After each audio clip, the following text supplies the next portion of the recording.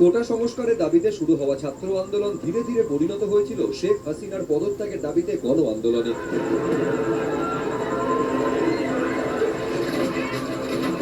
যা শেষ পর্যন্ত সামাল দিতে পারেননি শেখ হাসিনা, যার জেরে সোমবার বাংলাদেশের প্রধানমন্ত্রীর পদ থেকে ইস্তফা দিয়ে দেশ ছাড়তে হয়েছে শেখ হাসিনাকে। কিন্তু সূত্র বলছে, পদত্যাগের কিছুক্ষণ আগে অবধি অতিরিক্ত বল প্রয়োগ এবং আরো রক্তপাতের মাধ্যমে ক্ষমতা ধরে রাখতে মরিয়া ছিলেন তিনি। কেমন ছিল শেখ হাসিনার দেশত্যাগের আগের কয়েক ঘন্টা? গণভবন থেকে বঙ্গভবন কি ঘটেছিল সেই সময়?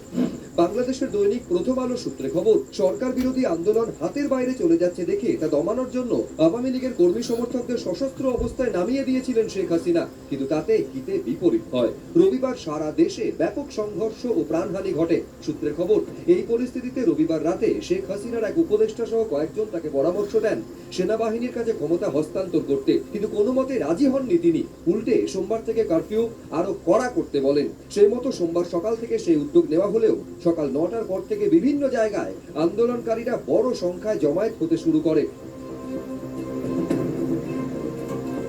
সকাল 10টার পর ঢাকার বিভিন্ন অংশে কারফিউ ভেঙে এগিয়ে যেতে থাকেন আন্দোলনকারীরা। প্রথম আলো সূত্রে খবর, সোমবার সকাল 10:30 নাগাদ বাংলাদেশ সেনার 3 বাহিনীর প্রধান এবং পুলিশের আইজিপিকে প্রধানমন্ত্রীর বাসভবন গণভবনে ডেকে পাঠানো হয়। সূত্রের খবর, শেখ হাসিনা ক্ষোভ প্রকাশ করে বলেন, আন্দোলনকারীরা নিরাপত্তারক্ষীদের সাজোয়া গাড়িতে উঠে পড়ছেন, সামরিক যানে উঠে পড়ছেন, তাও সেনা কেন আরো কঠোর হচ্ছে না? আইজিপি তখন হাসিনাকে জানান, পুলিশের পক্ষে আর বেশি সময় এরকম কঠোর অবস্থান ধরে রাখা সম্ভব নয়। বৈঠকে উপস্থিত শীর্ষকর্তারা হাসিনাকে বোঝানোর চেষ্টা করেন, বল প্রয়োগ করে এই পরিস্থিতি সামাল দেওয়া যাবে না। কিন্তু সূত্রের দাবি, কারুর কোনো কথাই শুনতে চাইছিলেন না তিনি। কিন্তু সময় যত এগোচ্ছিল ততই রাজপথে আন্দোলনকারীদের সংখ্যা বাড়ছিল।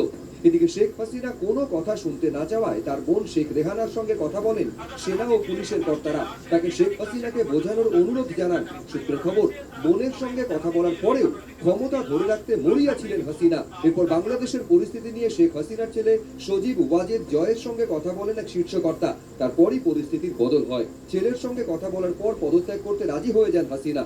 বাংলাদেশি দৈনিক প্রথম আলো সূত্রে দাবি, প্রধানমন্ত্রীর পদ থেকে ইস্তফা দিতে রাজি হওয়ার পর জাতির উদ্দেশ্যে একটি ভাষণ রেকর্ড করাতে চেয়েছিলেন শেখ হাসিনা। কিন্তু গোয়েন্দা সূত্রে বলা হয়, 45 মিনিটের মধ্যে আন্দোলনকারীরা গণভবনে ঢুকে পড়তে পারে, তাই ভাষণ রেকর্ড করতে গেলে সেখান থেকে বেরোনোর সময় নাও পাওয়া যেতে পারে।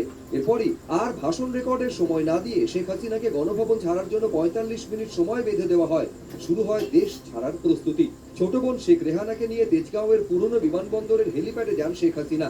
সেখানে তাদের মালপত্র হেলিকপ্টারে ওঠানো হয়। সেখান থেকে সোজা বঙ্গভবনে চলে যান বাংলাদেশের সদ্য প্রাক্তন প্রধানমন্ত্রী। সেনাপ্রধানের উপস্থিতিতে পদত্যাগের আনুষ্ঠানিকতা সেরে সোমবার বেলা 2:30 নাগাদ ছোট বোনকে নিয়ে ভারতের উদ্দেশ্যে রওনা দেন Sheikh Hasina. On 5th August, demonstrators converged in Dhaka despite the curfew.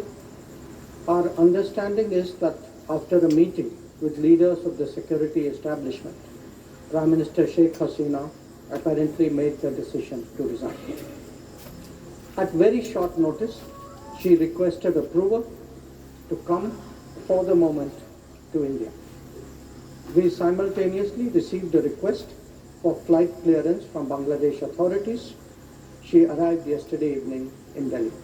সূত্রের খবর, সোমবার দুপুর 3টে নাগাদ ভারতীয় বায়ুসেনার রাডারে ধরা পড়ে বাংলাদেশ থেকে একটি লো ফ্লাইং এয়ারক্রাফট ভারতের আকাশসীমায় ঢুকেছে। বাংলাদেশের বায়ুসেনার সেই C-130 হারকিউলিস বিমানে ছিলেন হাসিনা ও তার বোন রেহানা। সংবাদ সংস্থা সূত্রে খবর, তাদের নিরাপত্তার স্বার্থে পশ্চিমবঙ্গের হাসিমারা বিমান ঘাঁটি থেকে 101 স্কোয়াড্রনের 2টি রাফাল যুদ্ধ বিমান বিহার এবং ঝাড়খণ্ডের আকাশে উড়েছিল। পুরো পরিস্থিতির দিকে নজর রাখছিলেন সেনাবাহিনী এবং বায়ুসেনার পদস্থ অফিসাররা। শেষ অবধি বিকেল 5:45 নাগাদ গাজিয়াবাদের হিন্ডন বিমান ঘাঁটিতে অবতরণ করে শেখ হাসিনার বিমান।